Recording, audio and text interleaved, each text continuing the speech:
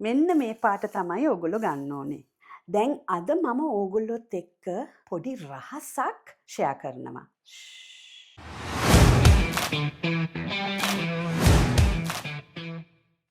අයුබෝවන්. මම ඔබ සැමටම සුබ දවසක් පතනවා අද. දැන් අද මම ඕගොල්ලොත් එක්ක පොඩි රහසක් ෂෙයා කරනවා. බලමු අපේ මේ බාස්කට් එකේ මොනවද කියලා තියෙන්නේ.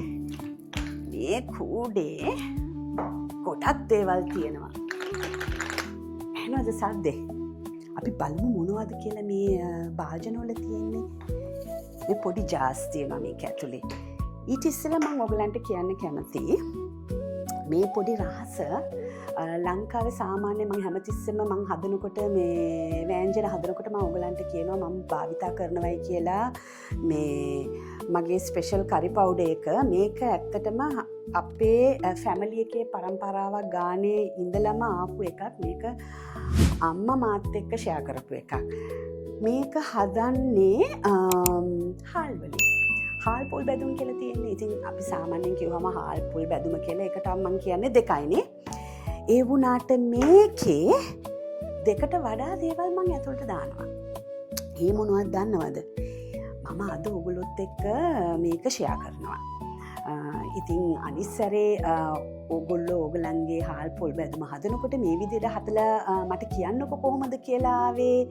එතකොට බලන්න පුළුවන් ඕගොල්ලොත් මේ විදිහටද භාවිතා කරන්නේ ද්‍රව්‍ය දාන්නේ හාල් පොල් බැදුමට නැත්නම් වෙන ඒවද දාන්නේ කියලා ඕගලන්ට එතකොට බලන්න පුළුවන් නේ. එතකොට දාන්න නැති දේවල් ඕගලන්ට අපිට ඇඩ් කරලා එතකොට මේ වගේම රහට හදා ගන්න පුළුවන් හාල් පොල් බැදුම ගෙදර.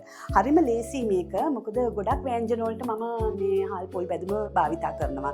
මම මස් හදනකොට, චිකන් හදනකොට, එතකොට හරක් මාස්, ඌරු මාස්, එතකොට මාළු වලට නම් කියලා වැඩක් නැහැ. ස්පෙෂලි ඇඹුල් තියල්. ඔන්න ඉතින් මම පෙන්නන්නම්කෝ දැන් මොනවද කියලා මම භාවිතා කරන්නේ. දැන් මේ බෝල් එකේ තියෙනවා හාල්. මම සුදු හාල් ගන්නේ. ඉතින් මෙහි මම භාවිතා කරන්නේ බාස්මති හාල්. බාස්මති හාල් කෝප්පයක් තියෙනවා. එතකොට desiccated coconut ඔයගලන්ට ගන්නත් පුළුවන් මේ ෆ්‍රෙෂ්ලි මේ ඔයගොල්ලෝ මේ ගාගත්තේ පොල් ගන්නත් පුළුවන්. ඒ වුණාට මම මෙහි ගන්න භාවිතා කරන්නේ desiccated coconut. desiccated coconut තියෙනවා කෝප්පයක්. මේ බලන්න මේකේ මොනවද තියෙන්නේ කියලා. මේකේ තියෙන්නේ උළු හාල්. මම උළු හාල් ගත්තා මේස හැන්දක්. මාත් එක්ක වැඩ කරනවා යාළුවෙක්. එයා ජෝයි කියලා. එයාගේ නම ජෝයි. එයා නම් ඇත්තටම ජෝයි තමයි. හරිම ෂෝක් එයා. ඉතින් එයා දැන් සෑහෙන කාලයක් වෙනවා මාත් එක්ක වැඩ කරනවා එකට. එයා වවනවා බේ ලීෆ් කොළ. මේ බලන්න. මේ බෝතලේ තියෙන්නේ බේ ලීෆ් කොළ. මම ඔයාලට පෙන්නනවා ඔයගලන්ට බේ ලීෆ් කොළ. එයා වත්තේ වවන බේ ලීෆ් කොළයි මම කඩෙන් ගත්තේ බේ ලීෆ් කොළ වලයි පාට. මේ එයා වත්තේ වවන බේ ලීෆ් කොළ. මේ මං කඩෙන් ගත්ත එක. මේ බලන්න පාට කොච්චර ලස්සනද කියලා මේක. තද කොළ මේක ටිකක් මැලවිලා වගේ. හැබැයි මේක තමයි ගොඩක් වෙලාවට කඩවල වල තියෙන්නේ. මම ආසයි මේ වගේ පාටට.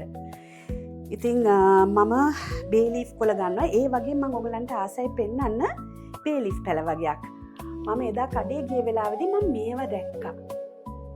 මේ පැල දාලා තිබුණා. මෙතන එකක් නෙවෙයි පැල ගොඩක් බහුලව තියෙනවා මෙතන. ඉතින් මේවා සාමාන්‍යයෙන් මේ රටේ මිනිස්සු පෝච්චි වලත් පැල කරනවා. නැත්තම් මේ රටේ ඇත්තෝ පංගුවක් වෙලාවට හෙජ් එකක් වගේ දිගට පැල කරනවා. ඉතින් මම මේ අද හිතාගෙන හිටියා මේවා ටික පැල කරන්නේ හෙජ් එකක් වගේ. මොකද මේවා මේකට කියන්නේ එවර්ග්‍රීන් කියලා. කියන්නේ ඒක වින්ටර් කාලෙත් ඒකේ කොළ මැලවෙන්නේ කොළ වැටෙන්නේ නැහැ. ඒක එහෙමම කොළ පාටට තියෙනවා. ඉතින් එතකොට මට අවශ්‍ය නම් ඕන වෙලාවකට කරි එකක් හදන්න නැත්තම් වෙන ව්‍යංජන වලට මට ගිහිල්ලා වත්තෙන් කොළ දෙක තුනක් කඩා ගන්න පුළුවන්. ඒක ෂෝක් නේ. ඉතින් ඒක නිසා මම හිතාගෙන හිටියා මේවා ටික වත්තේ පැල කරන්න. හරි. දැන් මම පෙන්නන්නම් මොනවද කියලා මගේ කූඩේ තියෙන්නේ. මේ බලන්න. මේ කොත්තමල්ලි මම මේ රෙසිපි එකට භාවිතා කරනවා කොත්තමල්ලි මේ හැඳි දෙකක්. එතකොට මේ තියෙන්නේ කරාබු නැටි. කරාබු නැටි මම මේකට දානවා කරාබු නැටි 20ක්. එතකොට මේ තියෙන්නේ කරදමුංගු. කරදමුංගු මම භාවිතා කරනවා 30ක්. මේ තියෙන්නේ කුරුඳු පොතු. කුරුඳු පොතු මේ කුරුඳු පොතු කියලා වැඩක් නැහැ. මම ඊසරේ ලංකාවේ ගිය වෙලාවේදී අර සුවඳයි. මේ බලන්න. මේ කුරුඳු පොතු මං ඉතින් මේවා ලංකාවෙන් සාමාන්‍යයෙන් ගියාම මේ අම්මව බලන්න ගියාම ඉතින් මම එහෙන් ගේනවා. මං ගොඩක් වෙලාවට මේ මගේ ස්පයිසස් ගෙහින්නේ එහෙන් තමයි. මොකද මෙහෙ තියෙනවා. හැබැයි ලංකාවේ ඒවා වල මේ සුවඳ හොඳයි ඒ වගේම රහත් ටිකක් වෙනස්. මන් දන්නේ ඇයි කියලා මේ ක්වොලිටි එක බෙට මං හිතන්නේ ලංකාවේ. ඉතින් මේ කුරුඳු පොතු මං කුරුඳු පොතු භාවිතා කරනවා මේ සැහැඳි දෙකක් වගේ. එතකොට මේකේ තියෙනවා ගම්මිරිස්. ගම්මිරිස් මම මේ සැහැඳි දෙකක් භාවිතා කරනවා. ඔයගලන්ට ඕනේ නම් දෙකක් තුනක් නැත්නම් හතරක් වුණත් දාගන්න පුළුවන්. එතකොට බලමු මේකේ මොකද? මේ ස්ටාර් ඇනිස්. ලංකාවේ තියෙන ඕනේ ස්ටාර් ඇනිස්. මම ඒක දන්නවා හොඳටම. මේ බලන්න. මම පෙන්නන්නම්. මෙන්න. ස්ටාර් ඇනිස් මම කැබලි මේකට දානවා කෑලි 3ක් වගේ. එතකොට මේ සූදුරු මේ මහදුරු. සූදුරු මම දානවා මේ සැහැඳි දෙකක්. මහදුරු මන් දානවා සාමාන්‍යයෙන් තේ හැන්දක් දාන්නේ මම. ඉතින් ඒකයි මං කිව්වේ නෑනේ ඔයගලන්ට කොච්චරක් මම මේ බේ ලීව්ස් දානවද කියලා. බේ ලීව්ස් මම අද ප්ලෑන් කරගෙන ඉන්නේ දාන්න කියලා මේකට 1 2 3 4 5යි ලොකු කොළ 6ක් වගේ. හරි? ඔන්න දැන් අපි ලෑස්ති. දැන් මම ඕගලන්ට ස්ටෙප් බයි ස්ටෙප් කියනවා මොනවද කරන්න ඕනේ කියලා. ලිප ළඟට යන්න ඉස්සෙල්ලා. එතකොට අපිට පුළුවන් ඔක්කොම එකපාරට කරලා මම එතකොට මම ඕගලන්ට පෙන්නන්නම් කොහොමද කියලා මම ලිපේ ටික ටික ඒවා බදින්නේ. ඔන්න බලන්න. අපි තෙල් මුකුත් දාන්නේ නැහැ මේකට. මේක අපි රෝස්ට් කරන්න යන්නේ. රෝස්ටඩ් කරි පවුඩර් කියන්නේ ඒ වගේ මේක රෝස්ටඩ් හාල් පොල් බැදුම. රයිට් එහෙමයි කියන්නේ. ඉතින් ඉංග්‍රීසියෙන් කියනකොට රෝස්ටඩ් කියලා කියන්නේ. ඕකේ. ඉස්සෙල්ලම මම දාන්නේ මම බේස් එක පැත්තකට දාන්න. මම මේ භාජනයට දාන්න. ඉස්සෙල්ලම පෑන් එකට දාන්නේ මම හාල්. ඊළඟට දානවා කරදමුංගු. ඉන්නකො මම හරියට මම ගණන් කරලා දාන්නම්. මම කිව්වේ කරදමුංගු දානවයි කියලා 30ක් කියලානේ. අපි ගණන් කරමුකෝ 1 2. ඕකේ මෙතන තියෙනවා 30ක්. තව දෙකක් දාන්න. හරි? කරදමුංගු 30යි. ඒක අපි දැන් ගත්තයි කියලා පැත්තකට දාමුකෝ. ඊළඟට මම දානවා කුරුඳු පොතු. කුරුඳු මේ සැහැඳි දෙකක් කිව්වනේ. ඉතින් මම මේ සැහැඳි දෙකක ප්‍රමාණය මේ විදිහට මේකට දානවා. තව ටිකක් දානවා මම. කුරුඳු පොතු කරදමුංගු කරාබුනේට දැම්මම මාර සුවඳයි. ඉතින් එතකොට මං කිව්වනේ මේක ස්ටාර් ඇනිස් මන් දානවායි කියලා කැබලි 3ක්. මෙන්න 1යි 2යි 3යි. දැන් මොකද කරන්නේ? මම ඊළඟට කොත්තමල්ලි මේ සැහැඳි දෙකක් දානවා. දෙකක් දැම්මා. ඒකත් ඉවරයි දැන්. දැන් මේවා තාම වැදගත් නෑ. රෝස් කරන්න මං ඉතින් මොකද කරන්නේ? මේක දැන් මේවා ටික අරගෙන ලිප ළඟට යනවා. ගිහිල්ලා එතකොට ඔයගලන්ට මම පෙන්නන්නම්. කොහොමද මේක ටෝස්ට් වේගන එනකොට ඊළඟට මොනවද දාන්න ඕනේ කියලා මම ලිප ළඟ ඔයගොල්ලන්ව පෙන්නන්නම්. එහෙනම් මාත් එක්ක එන්නකෝ ලිප ළඟට යන්න.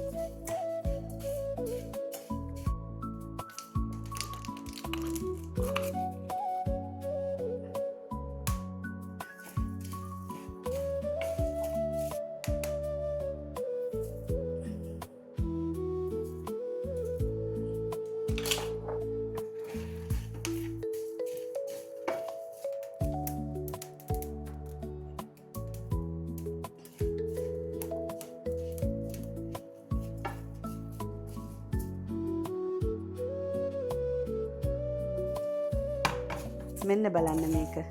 පේනවද? මෙන්න මේ පාට තමයි ඔයගොල්ලෝ ගන්න ඕනේ. දැන් මම මොකද කරන්නේ? මේක පොඩ්ඩ ග්‍රයින්ඩර් එකේ දාලා කුඩු කරගන්නවා. ඊට පස්සේ මම ඔයගලන්ට පෙන්නන්නම්කෝ කොහොමද කියලා ඒක ලස්සන පවුඩර් එකක් වගේ එන හැටි. ඒක ලස්සනට වඩා ඇත්තටම මේ හරි සුවඳයි. කුස්සියත් එක්කම සුවඳයි. එහෙනම් මම මේකේ දැන් ග්‍රයින්ඩර් එකේ දානවා.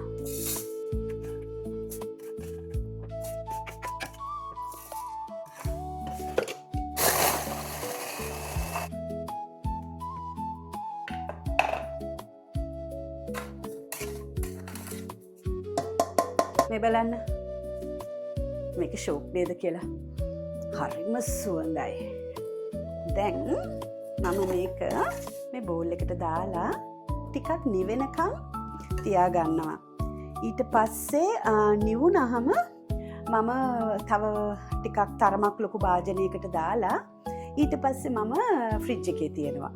ඉතින් මම ඔයගලන්ට ඉස්සෙල්ලා කිව්වා වගේ මේකට ඔයගොල්ලෝ ව්‍යංජන හදනකොට හරක් මාස්, එළු මාස්, කුකුල් මාස්, එතකොට මාළු ඇඹුල් තියලෙම හදනකොට ඕගොල්ලෝ මේස හැන්දක් දෙකක් දාලා රස බලන්න කොහොමද කියලා. දැන් මේ මම හැදුවේ මේ හාල් පොල් බැදුමින් ඕගොල්ලෝ සාමාන්‍යයෙන් දැම්මහම මොකද්ද වෙන්නේ කරි එකට කියලා මම ඔයාලට එක්ස්ප්ලেইন කරන්නම් ඕගලන්ට. ඒ වෙන්නේ ඒ කරි එක තව ටිකක් උකු ගතිය එනවා. ඒක තමයි එතකොට වතුර එහෙම දාලානේ සාමාන්‍යයෙන් මම මේ මස් එහෙම හදනකොට මම පොල් කිරි දාන්නේ නැහැ. මම වතුරෙන් තමයි තියන්න ආසේ. එතකොට මේ හාල් පොල් බැදුම පොඩ්ඩක් උඩින් දාලා අන්තිමට කරි එක බාන්න ඉස්සෙල්ලා තිබ්බහම තියන්න රහත් හොඳයි. ඒ වගේම මේ කරි එක පොඩ්ඩක් උකු විදියට එනවා. එහෙනම් දැන් ඔන්න මේක සීක්‍රට් එකක් නෙවෙයි. මම මේක ඔයගොල්ලොත් එක්ක ෂෙයා කරා. ඉතින් ඔයගොල්ලෝ බලන්නකො කොහොමද මේක ගෙදර හදලා කොහොමද කියලා ඔයගොල්ලෝ කැමතිද කියලා බලන්න. ඔයගොල්ලන්ගේ කරීස් වලට යූස් කරලා මට පොඩ්ඩක් ෆීඩ්බැක් එකක් දෙන්නකෝ. රහද කැමතිද මොනවද ඔයගොල්ලෝ හාල් පොල් බැදුම මිටිස්ලා හදලා තියෙනවද?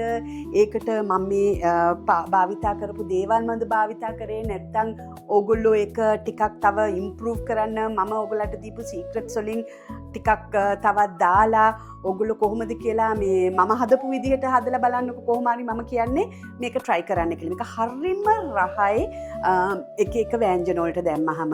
එහෙනම් මං අනිත් පාර හමු වෙනකන් ඔබ හැමෝටම සුබ පතනවා. සුබ දවසක්. අයුබෝවන්.